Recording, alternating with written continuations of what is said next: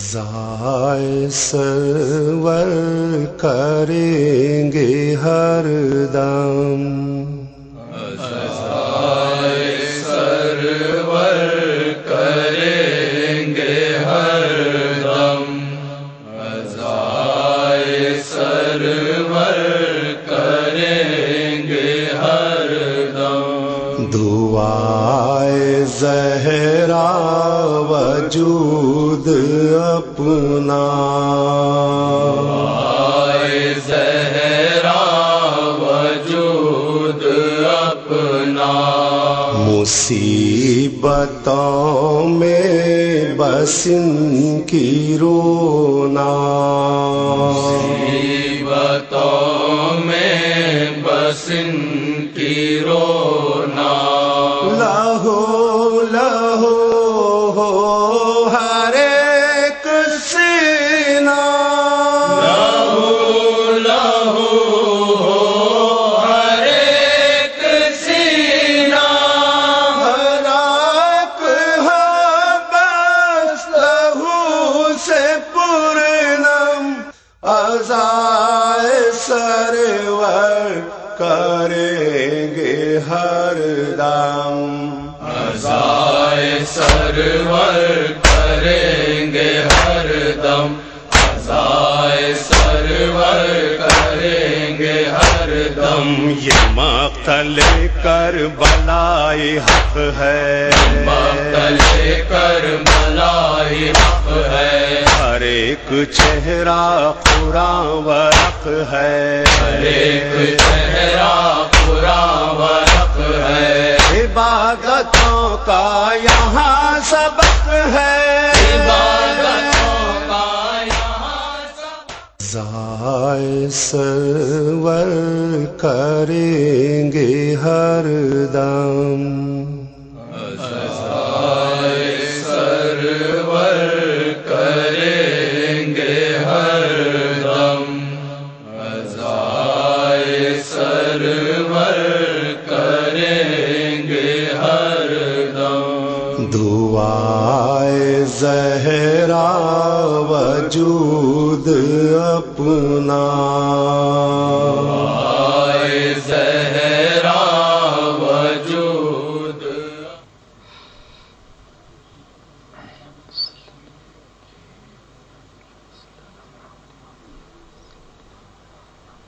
رحم اللہ من قرأ الفاتحہ۔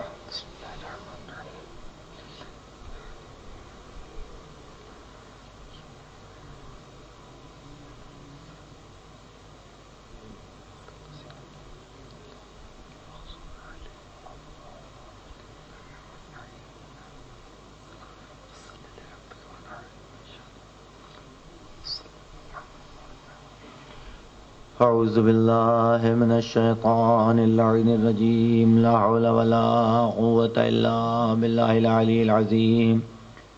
بسم اللہ الرحمن الرحیم، الحمد للہ رب العالمین بارئ الخلائق اجمعین، والصلاة والسلام علی اشرف الانبیاء والمرسلین، مولانا بالقاسم محمد اللہم صلی اللہ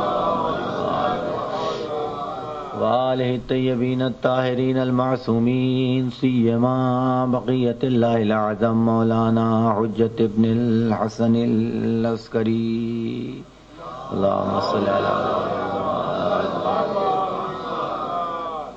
اما بعد، فقد قال اللہ تعالی وتبارک فی قرآن المجید، بسم اللہ الرحمن الرحیم، والفجر ولیال عشر والشفع والوتر۔ ایک صلوات پڑھیں محمد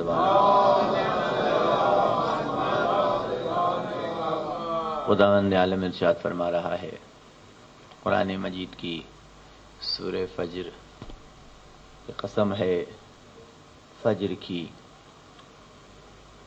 ولیال عشر، اور قسم ہے 10 راتوں کی، والشفع والوتر، اور قسم ہے 2 کی اور 1 کی،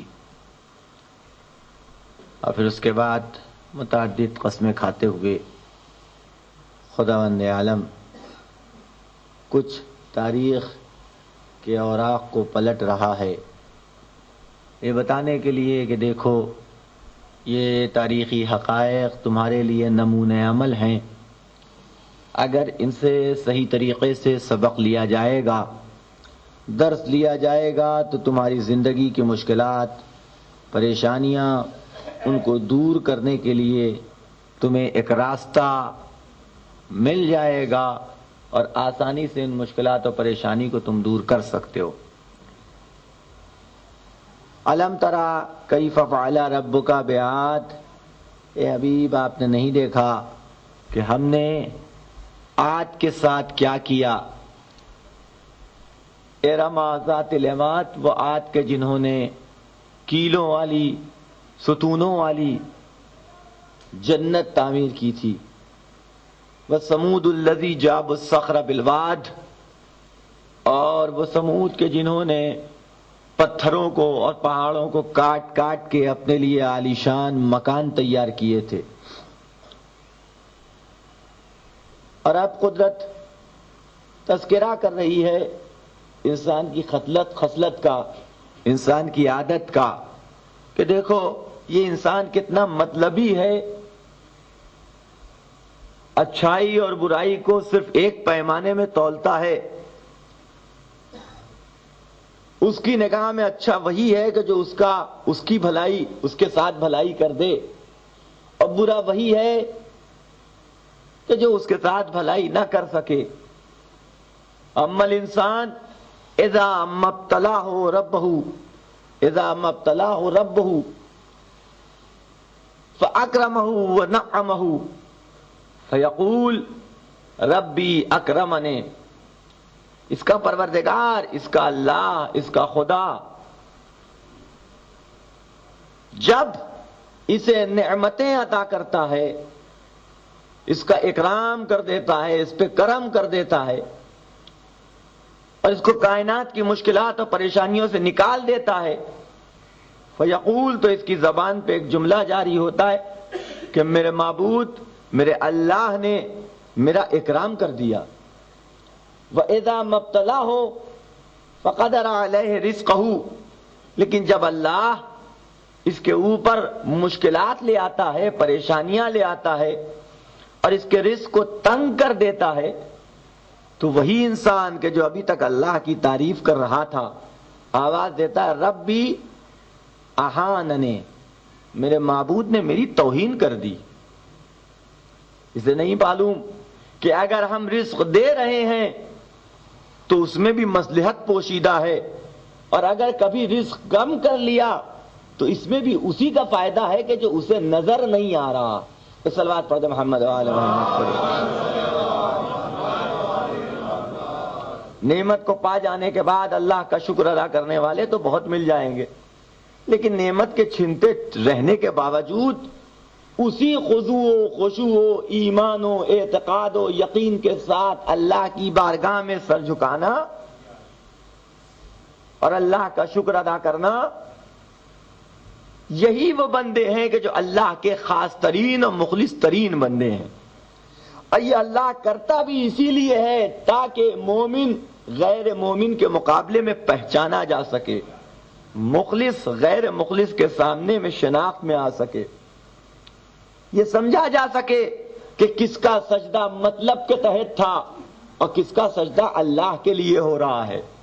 کون ہے کہ جو جنت کی لالچ میں اپنی مرضی، اپنی مشکلات اور پریشانیوں کو دور کرنے کے لیے اللہ کی بارگاہ میں کہیں نہ کہیں اسے سر جھکانا ہے. چونکہ اللہ نے فطرت میں رکھا ہے یہ انسان کہیں نہ کہیں سر جھکاتا ضرور ہے، یہ انسان کی عادت ہے، نیچر میں، فطرت میں، سرشت میں اللہ نے رکھا ہے انسان کے لیے سر کا جھکانا، کہیں نہ کہیں سر جھکاتا ہے. تو اب فکر اگر کم ہو، عقل اگر کم ہو، تعلیم اگر کم ہو، تو اپنے بنائے ہوئے ہاتھوں کے خداؤں کے سامنے سجدہ ریز ہو جاتا ہے. عجیب فطرت ہے انسان کی کہ دیکھیے دو چیزیں ہیں، اسے دو چیزوں کے علاوہ تیسری چیز کوئی نہیں آتی. وہ دو چیزیں کیا ہیں؟ ایک چیز کا نام ہے فائدہ تو دوسری چیز کا نام ہے نقصان. یہ دو چیزیں انسان جانتا ہے کہ ہمیں فائدہ کہاں سے حاصل ہو رہا ہے اور نقصان کہاں سے پہنچ سکتا ہے، اور اسی کے تحت انسان کی پوری زندگی کا چرخہ گردش کیا کرتا ہے، یا فائدے کے حصول کے تحت یا نقصان سے بچنے کے تحت۔ فائدہ حاصل ہو، نقصان سے بچ جائے، اور اسی کے اعتبار سے، اسی فائدے اور نقصان کے اعتبار سے انسان اپنے لیے معبود بھی تلاش کرتا ہے۔ عجیب فطرت ہے، اگر کہیں سے کوئی فائدہ مل رہا ہے انسان اس کے سامنے جھک گیا، سورج روشنی دے دیتا ہے اس کا سجدہ کر لیا، چاند ٹھنڈک پہنچا دیتا ہے اس کے سامنے جھک گیا، گائے دودھ دیتی ہے اس کو خدا مان لیا گیا۔ بس دو عنوان فارسی ہندی میں کہے جاتے ہیں کہ جہاں ذرا سی شکتی دیکھ لی اس کے سامنے جھک گئے۔ غور کیجئے گا، یہ تو فائدے کا عنوان ہو گیا۔ نقصان کہ جس سے خوف ہو اس کے سامنے بھی جھک جاتا ہے، آگ جلا دیتی ہے جھک گئے، پانی ڈبو دیتا ہے جھک گئے۔ توجہ رکھیے گا، اور بہت سے وحشی جانور انسان کو کھا جاتے ہیں جھک گئے۔ غور کریں آپ، تو جہاں فائدہ دیکھتا ہے اسے بھی حاصل کرنے کی کوشش کرتا ہے، جہاں نقصان دیکھتا ہے اس سے بھی بچنے کی کوشش کرتا ہے، اور دونوں چیزوں کو کا عنوان، یعنی فائدہ حاصل کرنے کا عنوان ہو یا نقصان سے بچنے کا عنوان ہو، دونوں چیزوں کو کے حصول کے لیے انسان جس حربے کو استعمال کرتا ہے اسے اگر میری لینگویج میں کہا جائے تو اسے چاپلوسی کہا جاتا ہے۔ توجہ رکھیے گا، یہ درختوں کے سامنے، یہ کائنات کی چیزوں کے سامنے اپنا سر جھکا کے انسان یہ چاہتا ہے کہ یہ ہمیں اپنے نقصان سے بچائے رہے۔ توجہ رکھیے گا، فائدہ دینے والی چیزوں کے سامنے اس لیے جھک جاتا ہے تاکہ یہ ہمیں فائدہ پہنچاتی رہے۔ خدا نے آواز دی، نہیں، تم نے یہ ساری چیزیں ایسی ہیں کہ جس طریقے سے تم مخلوق ویسے یہ بھی مخلوق، جس طریقے سے یہ تمہارے پیدا ہوئی ہیں ویسے ہی تم بھی پیدا ہوئے ہو۔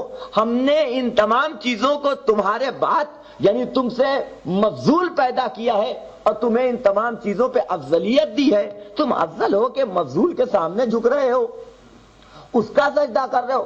اگر سجدہ ہی کرنا ہے تو اس خدا کے سامنے سجدہ کرو، اس اللہ کے سامنے اپنی پیشانی کو جھکاؤ کہ جو تمہارا بھی خالق ہے اور ساری کائنات کا پیدا کرنے والا ہے۔ ایک صلوات پڑھ دے محمد وآلہ محمد۔ چاہے یہ دور ہو چاہے وہ دور ہو، ہر دور میں آپ کو یہی عنوان نظر آ جائے گا۔ نیا دین کوئی بھی آ گیا تو اب اس سے وابستہ ہونے والے کئی طرح کے لوگ نظر آئیں گے۔ ان کی کئی کیٹیگریز ہیں۔ کچھ وہ ہیں کہ جن کی سمجھ میں آ گیا کہ ہاں بھائی اس کے اندر کچھ دم ہے، ہم جو کچھ کر رہے تھے وہ غلط ہے، اس بنیاد پہ وابستہ ہو گئے۔ کچھ ایسے افراد ہیں کہ جب کوئی نیا دین آتا تھا تو اس کا مطلب یہ ہے کہ ریاست قائم ہوگی، حکومت بنے گی، بادشاہت آئے گی، وزارت بٹے گی، تو جتنی جلدی ہم وابستہ ہو جائیں گے اتنا بڑا عہدہ ملنے کے لیے ہمارے پاس وقت رہے گا اور ہمارے چانسز رہیں گے۔ اس بنیاد پہ کچھ لوگ اس لیے وابستہ ہو جاتے ہیں کہ جب نیا دین آئے گا جنگیں ہوں گی، لڑائیاں ہوں گی، مال غنیمت بٹے گا تو اس میں ہمارا حصہ رہے گا۔ تو ہر آدمی ایک مقصد کے تحت نہیں، اسی لیے اگر تاریخ اسلام کو آپ دیکھیں گے تو دونوں طرح کے کردار نظر آ جائیں گے۔ اپنے مال و دولت کو لٹانے والے بھی نظر آ جائیں گے اور باغ کا باغ ہڑپ کر جانے والے بھی نظر آ جائیں گے۔ ایک صلوات پڑھے محمد وآل محمد پر۔ دونوں طرح کے افراد آپ کو تاریخ اسلام کے صفحات پہ نظر آ جائیں گے۔ جو کچھ تھا اللہ کی راہ میں، خدا کی رضایت کے لیے، نبی کی خوشنودی کے لیے جو کچھ تھا لٹا دیا گیا۔ لیکن کچھ ایسے بھی نظر آ جائیں گے کہ جو اس موقع کی تلاش میں تھے کہ آج نہیں کل صحیح یہ موقع مجھے ملے گا کہ ہم اپنا پیٹ بھر سکیں۔ آج دنیا کہتی ہے کہ ابو طالب کا کیا اثر تھا، ابتدائے اسلام میں ابو طالب کا کیا اثر تھا، ختیجہ کے پاس کتنی دولت تھی۔ تو عزیزان گرامی، ہم میں یہ طاقت نہیں ہے کہ ہم اندازہ لگا سکیں کہ ختیجہ کے پاس کتنی دولت تھی، ابو طالب کے پاس کتنی طاقت تھی، لیکن اگر آپ تاریخ اسلام کے ان ابتدائی صفحات کا مطالعہ کریں گے تو اس نتیجے تک پہنچیں گے کہ کائنات میں جو کچھ ہے انہی دو شخصیتوں کا دیا ہوا ہے۔ توجہ رکھیے گا، اسلام اگر پنپتا ہوا نظر آ رہا ہے تو انہی صرف دو شخصیتوں کی بنیاد پہ۔ اگر مسلمان آج سر اٹھا کے چل رہا ہے تو ابو طالب کی طاقت کی دین ہے، روٹیاں کھا رہا ہے تو ختیجہ کی دین ہے۔ ایک صلوات پڑھ دے محمد وآل محمد۔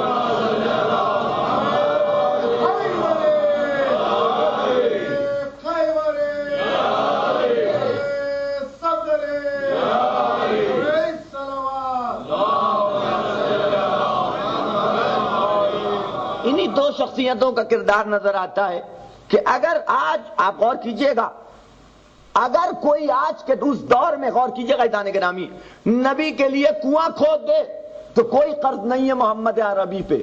کیوں؟ اس لیے کہ 40 سال بدھ بھی پوچھتا رہا ہے۔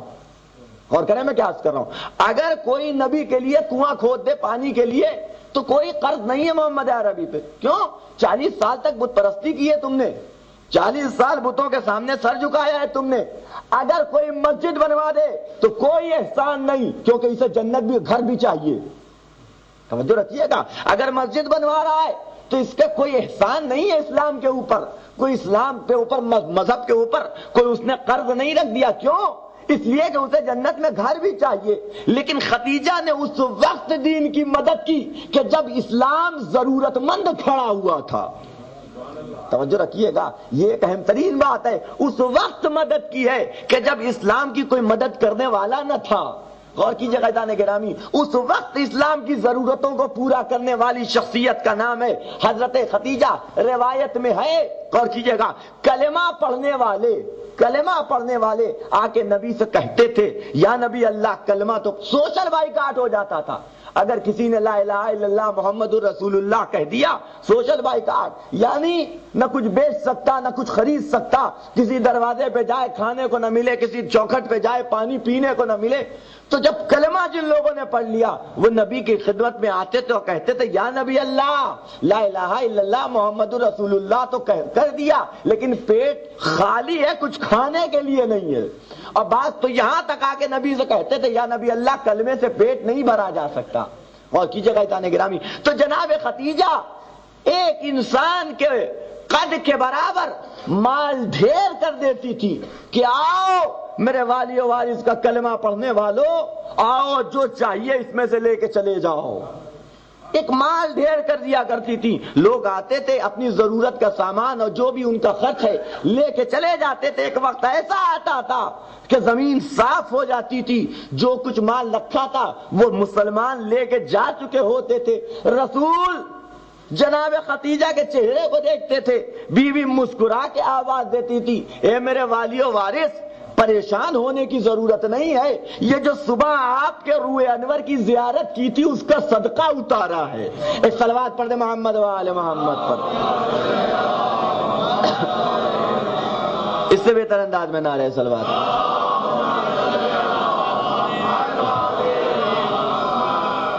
پورا مال ڈھیر کر دیا کرتی تھی کہ بی بی اگر آپ چاہیے یا رسول اللہ آپ کو پریشان ہونے کی ضرورت نہیں ہے، پورا مال اللہ کی راہ میں خدا کی خوشنودی کے لیے اس وقت کے جب واقعاً اسلام کو ضرورت تھی، سارا مال اللہ کی راہ میں، لیکن تاریخ ان کے ساتھ بھی تعصب کر رہی ہے۔ کیوں؟ اس لیے کہ علی کی ساس ہیں۔ توجہ رکھیے گا، اس لیے کہ علی کی ساس ہے اور اس لیے کہ علی کے مقابلے میں میدان میں لڑنے کے لیے نہیں آئی۔ توجہ رکھیے میں کیا عرض کر رہا ہوں، ہے نا تاریخی حقیقت جو میں آپ کی خدمت میں عرض کر رہا ہوں، مشہور نہیں ہے، معروف نہیں ہے۔ کیوں؟ اس کی وجہ صرف اور صرف یہی ہے، اہم ترین بنیاد۔ لیکن آپ کی خدمت میں ابھی عرض کروں گا اس بی بی کی عظمت۔ ایک صلوات پڑھ دے محمد وآل محمد۔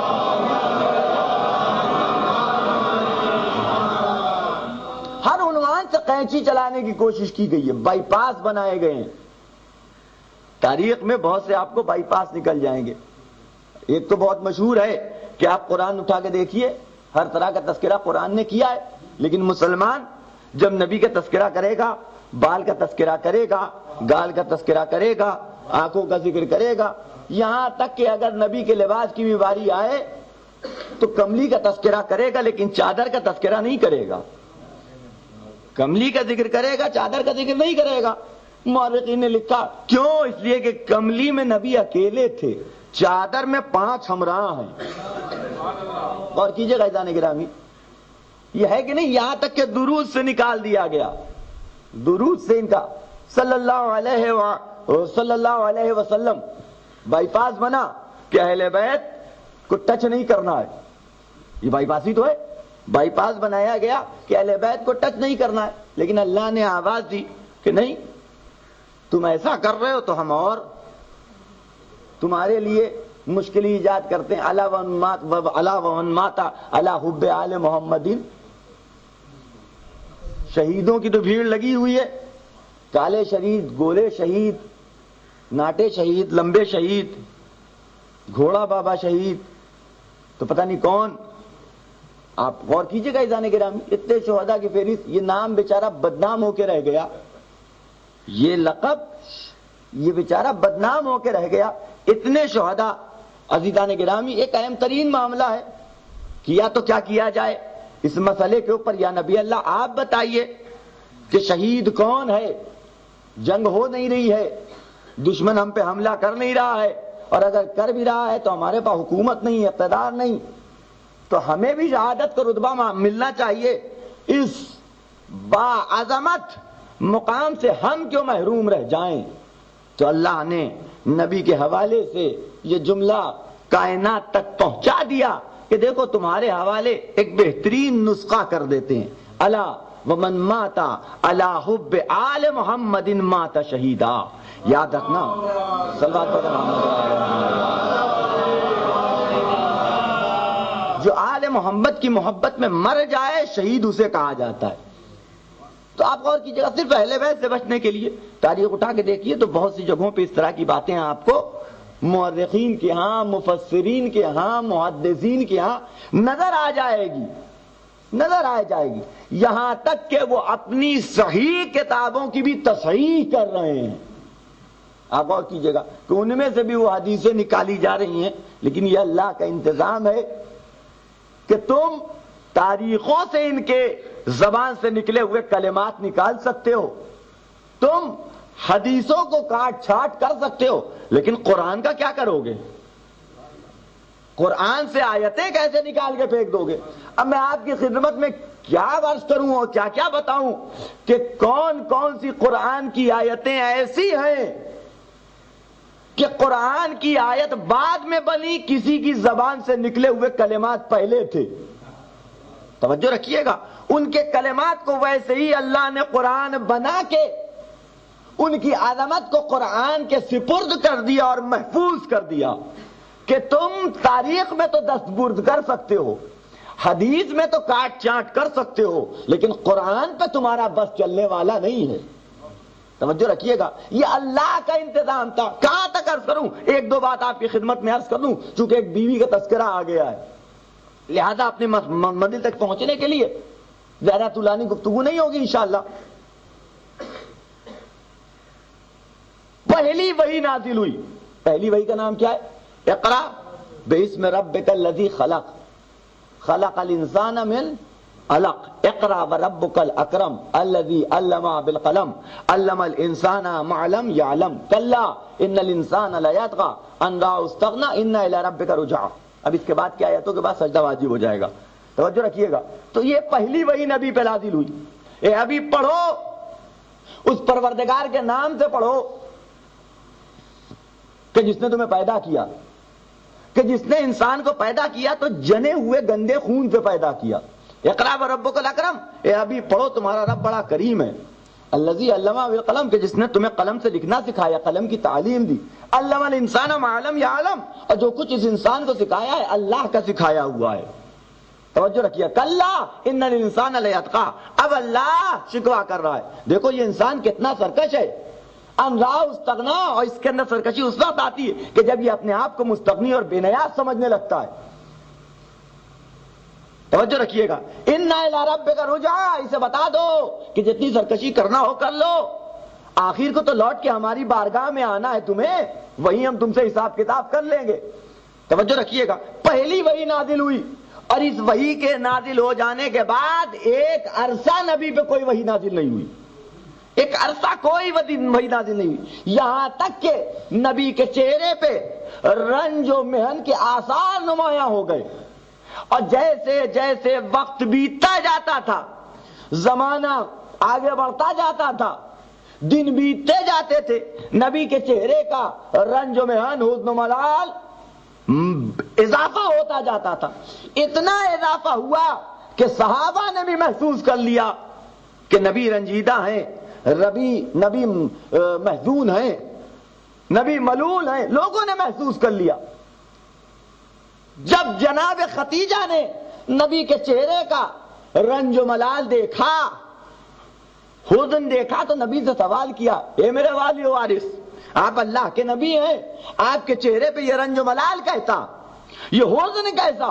کہے خدیجہ ایک عرصہ ہو گیا جبریل نازل نہیں ہوئے، ایک عرصہ ہو گیا جبریل نہیں آئے. آپ غور کیجئے گا، نبی کہہ رہے ہیں جناب خدیجہ، آپ غور کیجئے گا، بیوی کا کام کیا ہے، ایک زوجہ کا کام کیا ہے؟ شوہر کو دلاسا دینا، شوہر کو تسکین دینا، مشکلات اور پریشانیوں میں اس کی پشت پناہی کرنا، اس کے ہمراہ رہنا، اس کی امیدوں کو اور اس کی خواہشات کو توڑنا نہیں بلکہ اسے ڈھارس دینا. توجہ رکھیے گا، اس کے حوصلے کو پست کرنا نہیں بلکہ اس کے حوصلے کو بڑھانا. نبی کہہ رہے ہیں میں اس لیے رنجیدہ ہوں، میں اس لیے ملول ہوں، میں اس لیے پریشان ہوں کہ ایک عرصہ ہو گیا جبریل نازل نہیں ہوئے. تو اب تاریخی جملہ جناب خدیجہ کی زبان سے نکلا، اے میرے حبیب، اے میرے والی و وارث، آپ پریشان نہ ہو، آپ کا خدا کبھی آپ کو اکیلا نہیں چھوڑے گا. توجہ رکھیے گا، آپ کا خدا کبھی آپ کو اکیلا نہیں چھوڑے گا. یہ جملہ کس کی زبان سے نکلا؟ جناب خدیجہ کی زبان سے نکلا. کب نکلا؟ پہلی وحی کے بعد، کہ میرے والی و وارث آپ نہ گھبرائیں، آپ کا پروردگار کبھی بھی آپ کو اکیلا نہیں چھوڑے گا. یہ جملہ اللہ کو اتنا پسند آ گیا کہ اللہ نے قرآن کی زینت بنا دی. والضحیٰ واللیل اذا سجا ما ودعک ربک وما قلی. اے حبیب نہ گھبرائیے، آپ کا خدا آپ کو کبھی اکیلا نہیں چھوڑے گا. ایک صلوات پڑھے محمد و آل محمد. اور کریں آپ، پہلے جملہ کس کی زبان سے نکلا؟ جناب خدیجہ کی. لیکن یہ ڈھارس دینے کا اور دلاسا دینے کا کہ الفاظ قدرت کو اتنے پسند آ گئے، اتنا یقین جھلکتا ہے ان الفاظ کے اندر، اتنا اطمینان جھلکتا ہے ان الفاظ کے اندر، اتنا اعتماد اپنے پروردگار کے اوپر، اپنے والی و وارث کے خدا پہ، کہ حبیب اے میرے والی وارث نہ گھبرائیے، آپ کا خدا کبھی آپ کو اکیلا نہیں چھوڑے گا. توجہ رکھیے گا، قدرت نے قرآن کی زینت بنا دیا. ما ودعک ربک وما قلی. اے حبیب نہ گھبرائیے، آپ کا خدا کبھی آپ کو اکیلا نہیں چھوڑے گا. توجہ رکھیے گا، خدا آپ کو کبھی اکیلا نہیں چھوڑے گا. لیکن ایک سوال یہاں پہ، والضحیٰ، چڑھتے ہوئے سورج کی قسم، نصف النہار کی قسم، کو قسم ہے نا، رات کے چھا جانے کی قسم. اور پھر خدا کہہ رہا ہے کہ حبیب خدا کبھی آپ کو اکیلا اور تنہا نہیں چھوڑے گا. اور کیجئے گا، نصف النہار کی قسم. ضحیٰ کہتے ہیں دن کو، کہ جب سورج چڑھ جائے. توجہ رکھیے گا، نصف النہار کو ضحیٰ کہا جاتا ہے. نصف النہار کی قسم، رات کے چھا جانے کی قسم. اے حبیب آپ کو آپ کا خدا کبھی تنہا نہیں چھوڑے گا. اب کیا ربط ہے اس کے اندر؟ دن کے چھا جانے سے، رات کے چھا جانے سے، دن کے چڑھ جانے سے، اور آپ کو تنہا نہ چھوڑنے سے، ان دونوں الفاظ میں ربط کیا معنی ہوتے ہیں؟ آپ کو تنہا نہیں چھوڑے گا، اس سے دن کے چھا جانے کا کیا مطلب، دن کے چڑھ جانے کا اور نصف النہار تک پہنچ جانے کا کیا مطلب، رات کے چھا جانے کا کیا مطلب. توجہ رکھیے گا، آپ کس سے معلوم کیا جائے، کون بتائے کہ ان قسموں سے اور نبی کو دلاسا دینے سے کے درمیان میں ربط کیا ہے کہ حبیب آپ کو تنہا نہیں چھوڑے گا. قسم کس کی کھائی جا رہی ہے؟ دن کے چڑھ جانے کی. رات کے چھا جانے کی، توجہ رکھیے گا، نبی کی 63 سالہ زندگی کا مطالعہ کیا گیا تو پتا چلا اے حبیب آپ کو تنہا خدا نہیں چھوڑے گا۔ شب ہجرت کی رات کی قسم، غدیر کے چڑھتے ہوئے سورج کی قسم۔ ایک صلوات پڑھے محمد وآل محمد پر۔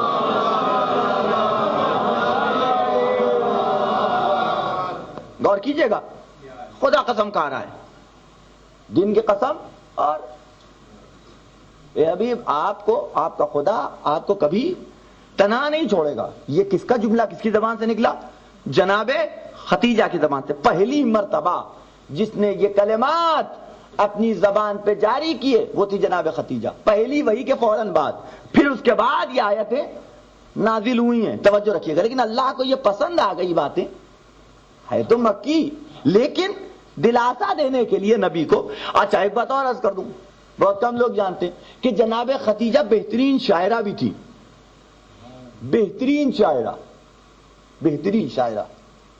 خاندان بنی ہاشم کا یہ کمال تھا کہ یہاں صرف مرد ہی با کمال نہیں تھے بلکہ عورتیں بھی با کمال تھیں۔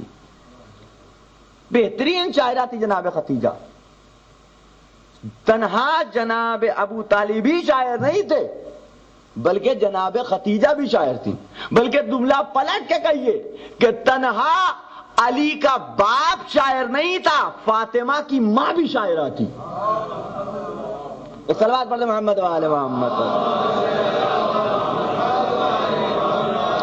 ایک شعر کا جو ان کا یاد رہ گیا اور جو میرے پاس محفوظ بھی ہے، تحریر بھی ہے، اسے آپ کی خدمت میں عرض کر دوں۔ ایک شعر، لیکن آپ یہ دیکھیے گا کہ اس شعر کے اندر جو الفاظ استعمال کیے ہیں قدرت کو کتنے پسند آ گئے۔ عجبت الشمس من تقبیل وجنتہ للشمس ينبغي لها ان تدرك القمر۔ عجبت الشمس من تقبیل وجنتہ، مجھے تعجب ہے اس سورج کے اوپر کہ جو میرے محبوب کے رخسار کا بوسہ لینا چاہتا ہے۔ اور کیجیے جانے گرامی، کون کہہ رہا ہے؟ جناب خدیجہ۔ مجھے تعجب ہے اس عجبت الشمس من تقبیل وجنتہ، مجھے تعجب ہے اس سورج کے اوپر کہ جو میرے محبوب کے رخسار کا بوسہ لینا چاہتا ہے۔ توجہ رکھیے گا، دوسرا جملہ تو کمال کا ہو گیا۔ مجھے تعجب ہے اس سورج کے اوپر کہ جو میرے محبوب کے رخسار کا بوسہ لینا چاہتا ہے۔ عزیزان گرامی، قرآن اٹھا کے دیکھیے گا، سورہ والشمس دیکھیے، والشمس وضحاہا والقمر اذا تلاہا۔ اس کے علاوہ سورہ یاسین اٹھا کے دیکھیے، وہاں کے اوپر بھی ہے کہ ہم نے چاند کا ایک الگ راستہ معین کیا، سورج کا ایک الگ راستہ معین کیا، چاند سورج سے نہیں مل سکتا، سورج چاند سے وابستہ نہیں ہو سکتے۔ توجہ رکھیے گا، لاکھ کوشش کر لے سورج کبھی بھی چاند تک نہیں پہنچ سکتا۔ یہ ساری باتیں آپ کو قرآن میں بھی مل جائیں گی، سائنس بھی ثابت کر رہی ہے۔ اور کیجئے قائدان گرامی، ہے نا کہ چاند، سورج کبھی بھی چاند تک نہیں پہنچ سکتا۔ جناب خدیجہ ارشاد فرماتی ہیں، عجبت الشمس من تقبیل وجنتہ، مجھے تعجب ہے سورج کے اوپر کہ وہ میرے محبوب کا بوسہ لینا چاہتا ہے۔ للشمس ان تدرک لہا القمر، اور یہ بھول گیا کہ سورج کبھی بھی چاند تک نہیں آ سکتا۔ اور کریں عزیزان گرامی، سورج کبھی بھی چاند تک نہیں پہنچ سکتا۔ عزیزان گرامی، یہ جملہ خدیجہ، جناب خدیجہ کی زبان سے نکلا ہوا جملہ تھا۔ یہ اپنے محبوب کی محبت میں کہے گئے الفاظ تھے کہ جو خدیجہ کی زبان سے نکلے، لیکن یہ انداز قدرت کو اتنا بھا گیا کہ اس پورے سینٹنس کو سورہ یاسین میں قدرت نے رکھ دیا۔ پورے سینٹنس کو قدرت نے، دوسرے مصرے کے پورے سینٹنس کو قدرت نے سورہ یاسین میں رکھ دیا کہ للشمس ینبغی لہا ان تدرک القمر، کہ سورج کبھی بھی چاند کو نہیں پا سکتا۔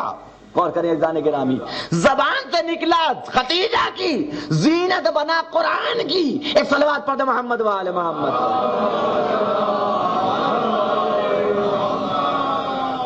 غور کریں آپ، تو اس گھرانے کا یہ معیار ہے، اس گھرانے کا یہ انداز ہے، اور ہونا بھی چاہیے۔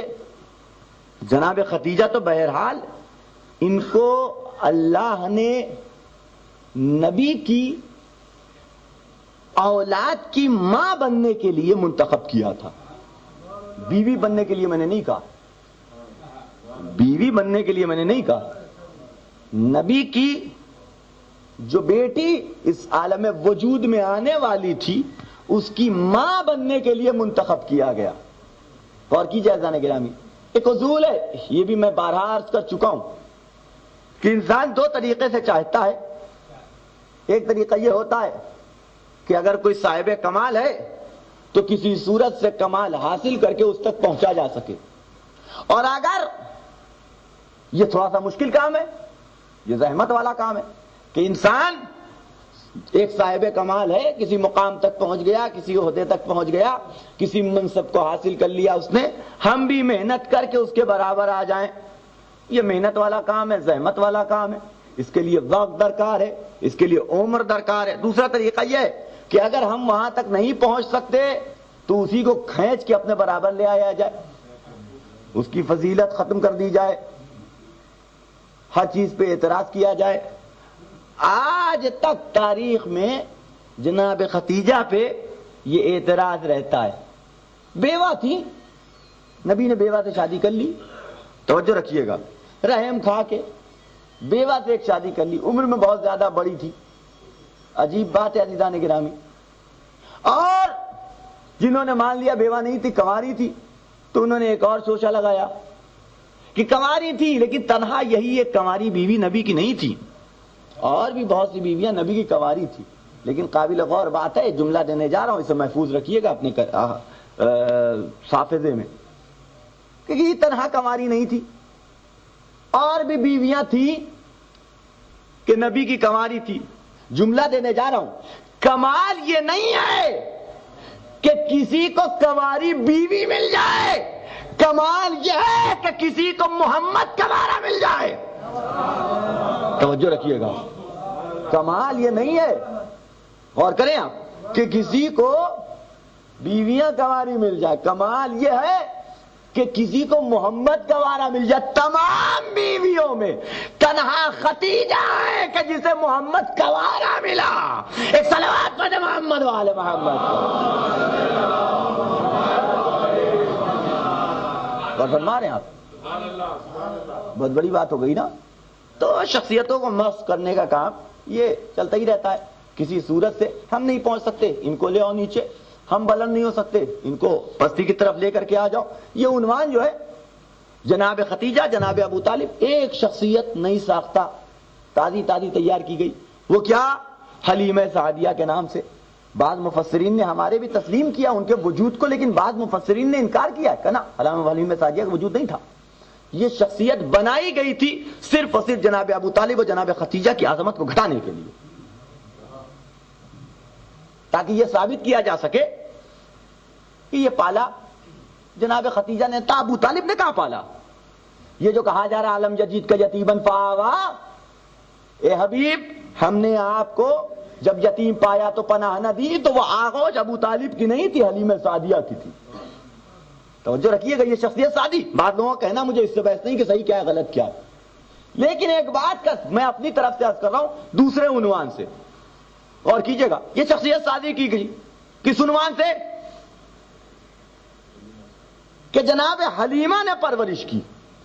ان کا کمال ہے, ان کا طفیل ہے, ان کا صدقہ ہے کہ انہوں نے محمد عربی کی صلوات پڑھیں محمد والے محمد پر پرورش کی, انہیں پالا, انہیں پوسا, انہیں بڑا کیا, انہیں اپنی بکری کا دودھ پلایا. توجہ رکھیے گا میں کیا عرض کر رہا ہوں. لیکن وہی مورخ لکھتا ہے, لکھنے والا پہلے یہ لکھتا ہے یہ ساری برکتیں کس کی تھی؟ جناب حلیمہ کی. میں انکار نہیں کرتا, میں مانتا ہوں وجود ہے. ساری برکتیں کس کی؟ جناب حلیمہ کی, کہ انہوں نے نبی کی پرورش کی.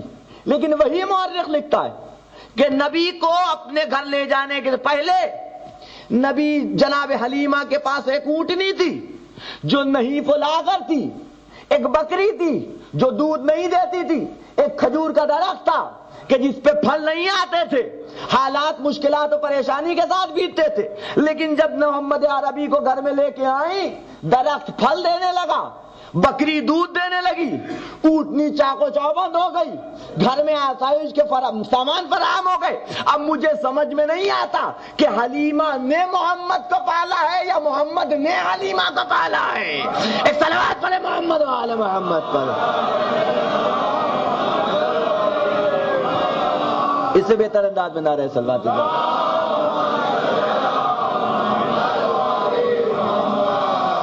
غور کریں آپ، یہ ہے کہ نہیں، یہ تاریخ کی خیانتیں کہ جو ہمارے ہاں 2 سال کسی نے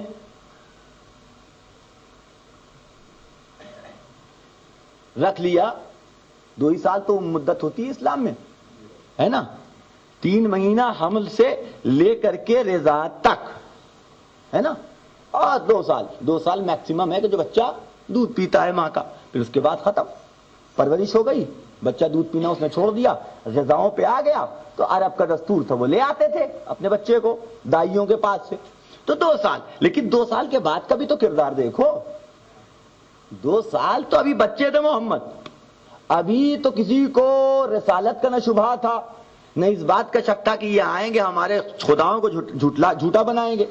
اصل مسئلہ تو اس کے بعد شروع ہوا، اگر یہ مان بھی لیا جائے، تسلیم بھی کر لیا جائے، تو پالنے والے جب پیسے پہ پلنا ہے تو احسان کاہے کا ہے کہ نہیں ہے؟ جب پیسے پہ پلنا، علم یجد کا یتیمن فآوا، اے حبیب ہم نے آپ کو یتیم پایا تو کیا پناہ نہ دی، تو اگر کوئی بھی دائی ہوتی پیسہ دیا جاتا، لے جاتی، نبی کو پال لیتی۔ پالنا اسے نہیں کہتے، پالنا یہ ہے کہ صرف کھلانے پلانے کو پالنا نہیں کہتے، مشکلات اور پریشانیوں سے بچانے کو پالنا کہا جاتا ہے۔ توجہ رکھیے گا، اور یہ کردار دیکھو یہ کس کا ہے، یہ کردار دیکھو یہ کس کا ہے، اس لیے کہ تاریخ نے لکھا ہے کہ اعلان رسالت کے بعد سے لے کے بلکہ ایک تاریخ کے حوالے سے کہ ادھر راہب نے اس بات کی نشاندہی کی کہ یہ آنے والے دنوں میں نبی بنے گا، پیغمبر بنے گا، رسول بنے گا، اس دن سے لے کر کے جب تک ابو طالب زندہ رہے سرپرستی اس عنوان سے کی کہ ایک بستر پہ علی ابن ابی طالب، ایک بستر پہ رسول خدا، لیکن جب رات ہوتی تھی اور تھوڑی رات بیت جاتی تھی، رات کا سناٹا چھا جاتا تھا، تو یہ ابو طالب کا جگر تھا کہ اپنے بیٹے کو اٹھا کے محمد عربی کے بستر پہ، محمد عربی سے کہتے تھے کہ آپ میرے بیٹے کے بستر پہ سو جائیے۔ غور کیجئے قیدان گرامی، یعنی اگر قتل ہونا ہے تو میرا بیٹا علی قتل ہو جائے، لیکن محمد عربی پہ آنچ نہ آئے۔ غور کیجئے گا، اسے پرورش کرنا کہتے ہیں، اسے پالنا کہتے ہیں۔ غور کیجئے قیدان گرامی، اسے پرورش ہے کہ نہیں ہے؟ یہ کتنی بڑی فداکاری ہے کہ جس دین کو جناب ابو طالب مانتے نہیں، جس کا معاذ اللہ کلمہ پڑھنے کو تیار نہیں، جس خدا کو تسلیم کرنے کے لیے آمادہ نہیں، جس رسول کو رسول ماننے کو تیار نہیں، اسے بچانے کے لیے اپنے بیٹے کی قربانی دے رہے ہیں کہ مرنا ہے تو میرا بیٹا مر جائے، قتل ہونا ہے تو میرا بیٹا قتل ہو جائے، لیکن محمد عربی کی جان بچ جائے۔ عجیب بات ہے، لیکن وہی میں نے کہا نا کہ اگر آپ دشمنی کا ہے کہ تھی، دشمنی ابو طالب سے نہیں تھی بلکہ دشمنی علی کے باپ سے تھی۔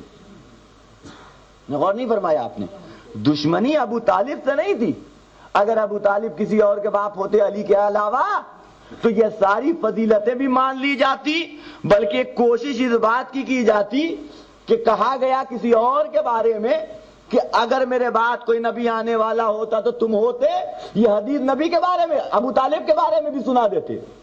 اگر ابو طالب علی ابن ابی طالب کے باپ نہ ہوتے تو دشمنی ابو طالب سے نہیں تھی بلکہ دشمنی علی کے باپ سے تھی۔ توجہ رکھیے گا، ہے کہ نہیں ہے؟ انسان جب سامنے والے کو نقصان نہیں پہنچا پاتا تو کوشش کرتا کہ خاندان میں کسی کو موقع مل جائے نقصان پہنچا دو، ہے کہ نہیں ہے؟ پہلے انسان خود انسان کو اس کا جس سے دشمنی ڈائریکٹ ہے اسے نقصان پہنچانے کی کوشش کرتا ہے، جب نہیں آتا نہیں پہنچا پاتا تو ڈائریکٹ باپ دادا پہ پر چڑھ جاتا ہے کہ اس کے باپ تو ایسے تھے، اس کے دادا تو ایسے تھے، بھیا لڑائی اس سے ہوئی، جھگڑا اس سے ہوا، فساد اس سے ہوا، دشمنی تمہاری اس سے ہے، عداوت اس سے ہے، تو جو بدلہ لینا اس سے لو۔ یہ باپ دادا پہ کاہے کے لیے چڑھ گئے؟ یہ وہی کرتا ہے کہ جس کا خود انسان پہ بس نہ چل پائے۔ توجہ رکھیے گا۔ تو علی پہ تو کوئی بس چل نہیں پایا، کرے تو کیا کریں؟ نہ انہیں کافر ثابت کر سکتے، نہ انہیں غیر مومن ثابت کر سکتے، کچھ ثابت نہیں کر سکتے۔ اپنی کتاب میں لکھے پڑے ہوئے ہیں کہ دعوت ذوالعشیرہ میں تنہا ایک آدمی اسلام لایا، وہ تھے علی ابن ابی طالب، کہ تنہا اسلام نہیں لائے بلکہ نبی کی نصرت کا وعدہ بھی کیا آپ نے کہ میں آپ کی مدد کروں گا، تو انہیں تو کچھ ثابت نہیں کر سکتے تھے۔ اور دوسری بات، خالی اسلام مدد کا وعدہ نہیں کیا بلکہ ہر لمحہ مدد کر کے دکھایا بھی۔ جنگ خیبر کو تاریخ کے صفحات سے کیسے مٹا دیں، احد کو کیسے ختم کر دیں، بدر کا کیسے انکار کر دیں، جنگ خیبر کے باب خیبر کا کیا کیا جائے، سورہ برات لے جا کے سنانے کا کیا کیا جائے۔ تو اب اتنا سب کچھ علی کے حوالے سے تو کر نہیں سکتے تھے، اور جہاں کر سکتے تھے وہاں کیا بھی۔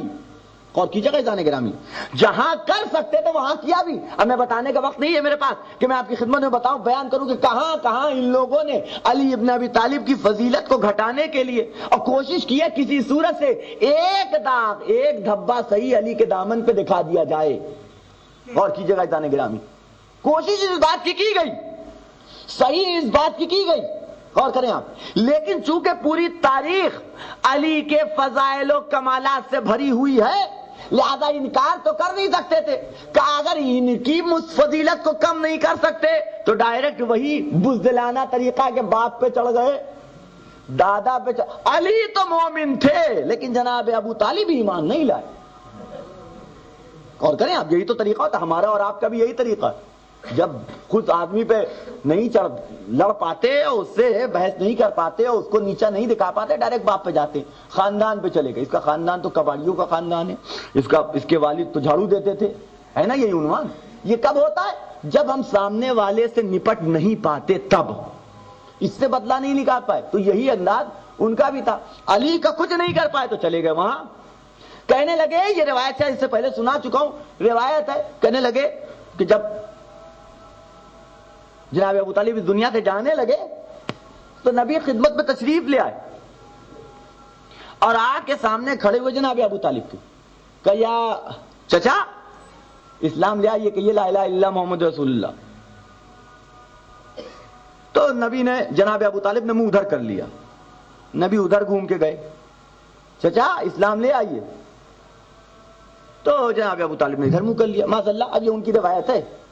اسی عالم میں جناب ابو طالب کی روح پرواز کر گئی اور نبی بہت رنجیدہ ہوئے کہ میرا محبوب چچا، میرا پسندیدہ چچا، اور قرآن کی آیت فوراً نازل ہوئی، انک لا تہدی من احببت۔ اے حبیب یاد رکھیے گا، آپ جس سے محبت کرتے ہیں اس کی ہدایت نہیں کر سکتے، یعنی مجبور کر کے آپ اس کی ہدایت نہیں کر سکتے۔ اس آیت سے کچھ ثابت ہو چاہے نہ ثابت ہو، یہ بہرحال ثابت ہے کہ جناب ابو طالب محبوب رسول خدا تھے۔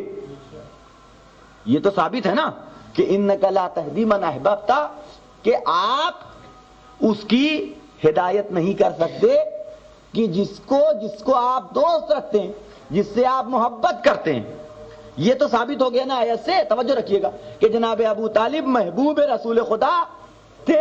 اب ایک روایت سن لیے، عبداللہ ابن مسعود کی غالباً یہ روایت ہے کہ وہ نبی کے پاس گئے، نبی کے بعد جانے کے بعد کہنے لگے، اچھا اس کے علاوہ ایک روایت سے پہلے سن لیجئے، کہنے لگے کہ جناب ابو طالب اس وقت معاذ اللہ جہنم میں ہیں اور آگ کی کھڑاؤں پہنے ہوئے ہیں۔ آپ سوچئے، ابھی جہنم میں کوئی گیا؟ جہنم کا معاملہ کب ہے؟ جہنم میں کوئی گیا؟ بھئی ہمارے یہاں بھی ثابت ہے، آپ کے یہاں بھی ثابت ہے کہ ایک عمر فشار قبر ہوتا ہے۔ فشار قبر تمام ہوا تو برزخ کی منزلیں، یا اب یہ تو بحث ہے کہ فشار قبر اور برزخ ایک ہی ہے یا الگ الگ ہے، فشار قبر سے اٹھا کے برزخ میں رکھا جائے گا، یہ اب مجھے اس سے بحث نہیں پڑھنا۔ لیکن مان لیجئے یہ برزخ کا سلسلہ بہرحال میدان حشر تک جائے گا، میدان حشر میں اصل حساب کتاب ہوگا۔ اس برزخ کے معاملے میں اگر کسی نے اتنی غلطیاں کی ہیں کہ صاف ستھرا ہو جائے تو اب میدان حشر میں اس کا حساب دینا آسان، اس لیے کہ وہاں حساب کتاب تو ہوگا، لیکن سزا کا تصور اس لیے نہیں ہوگا کہ ساری سزا تو قبر میں بھگت کے آ گیا، جتنا نام اعمال اس کا گڑبڑ تھا وہ سب بھگت کے آ گیا ہے. لیکن اگر کسی کا قبر کے اندر اور برزخ میں بھی معاملہ سدھر نہ پائے تو اس کا وہاں میدان محشر میں بھی حساب ہوگا. پھر جہنم کے مرحلے ہیں کہ اوپر سے گزارا جائے گا، داہنے سے لے جایا جائے گا، کسی کو ڈال دیا جائے گا، کسی کو دکھا دیا جائے گا، وغیرہ وغیرہ. توجہ رکھیے گا، یہ اتنا لمبا چوڑا سلسلہ ہے کہ نہیں ہے. جب حساب کتاب ہو جائے گا تب جہنم کی باری آئے گی، اور انہوں نے ابھی پہنچا دیا. اور کیجیے جانے گرامی، تو آیت کیا کہہ رہی ہے؟ آپ اس کی ہدایت نہیں کر سکتے کہ جسے آپ دوست رکھتے ہیں. یہ کہہ رہے ہیں کہ معاذ اللہ ابو طالب جہنم میں. عبداللہ ابن مسعود نبی کے پاس آئے اور آ کے کہنے لگے یا نبی اللہ ذرا یہ تو بتائیے کہ ہر انسان جنت میں وہاں کس کے ساتھ ہوگا؟ ہر انسان کس کے ساتھ ہوگا؟ تو نبی نے جواب دیا کہ جو جس کا دوست ہوگا وہ وہاں اسی کے ساتھ ہوگا. توجہ رکھیے گا، جو جس کا دوست ہوگا وہ اس کے ساتھ ہی وہاں ہوگا. آپ غور کیجئے، آپ کہتے ہیں جہنم میں ہے ابو طالب، قرآن کہہ رہا ہے کہ ابو طالب ہے محب رسول. تو اگر جہنم میں ہے ابو طالب تو محمد عربی کہاں ہے؟ نہیں، غور نہیں کیا آپ نے. اس لیے کہ نبی کہہ رہے ہیں ہر دوست اپنے دوست کے ساتھ ہوگا. تو اگر ابو طالب معاذ اللہ جہنم میں تو محمد کہاں گئے؟ صلوات پڑھے محمد وآل محمد پر.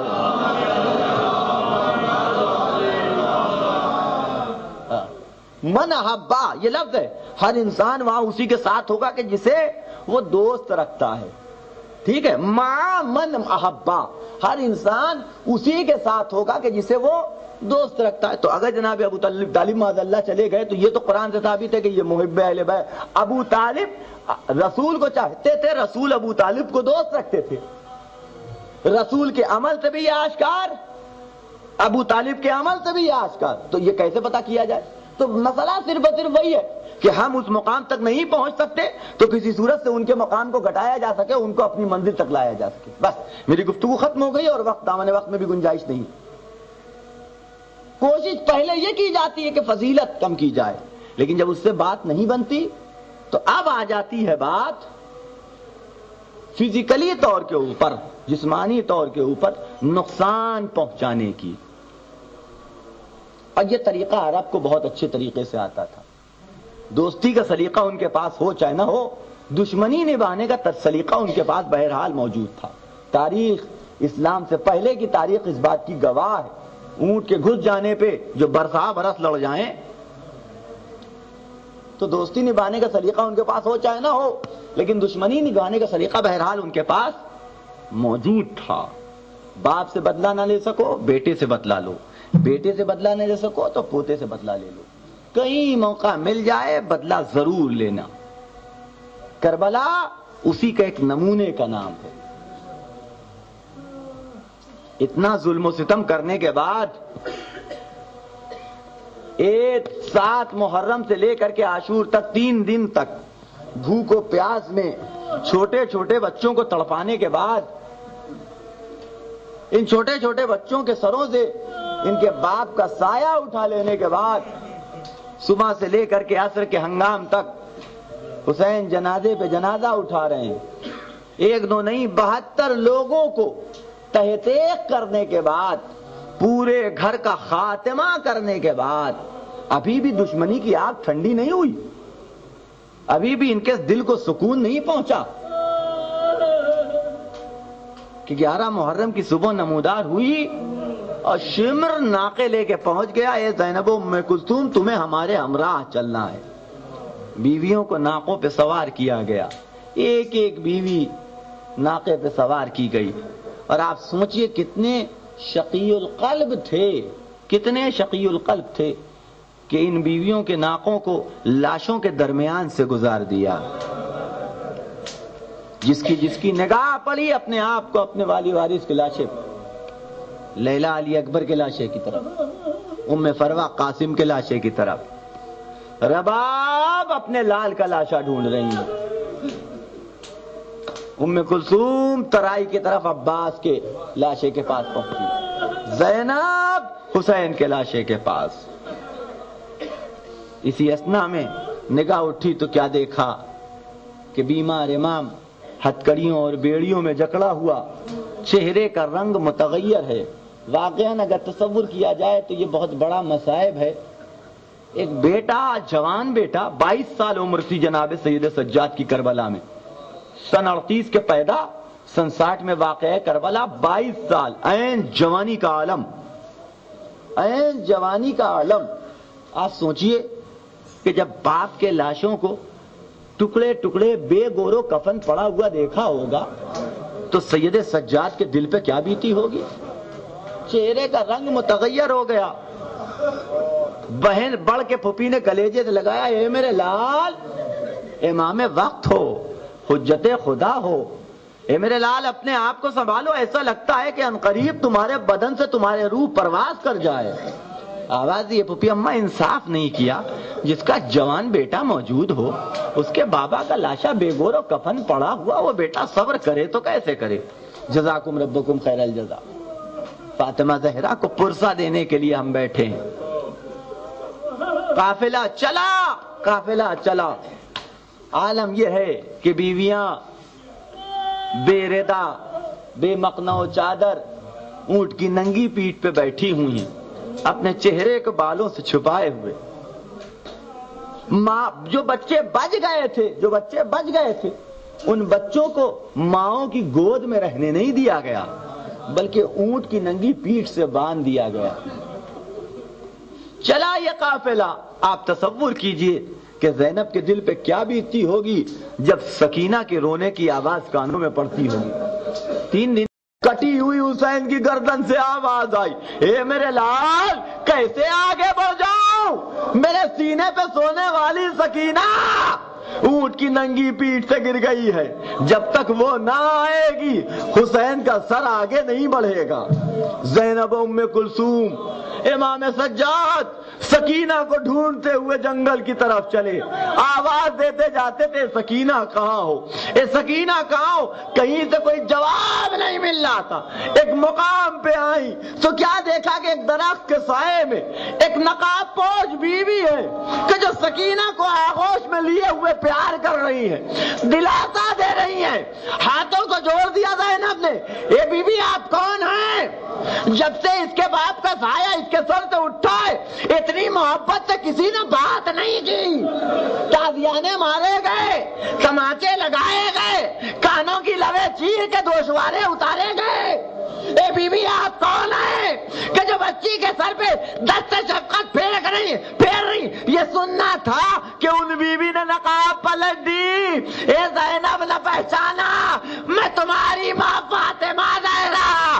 سننا تھا کہ زینب قدموں سے لپٹ گئی. اے اماں، بھائی مارا گیا، گھرا گھر لٹ گیا، سروں سے چادر چھین لی گئی.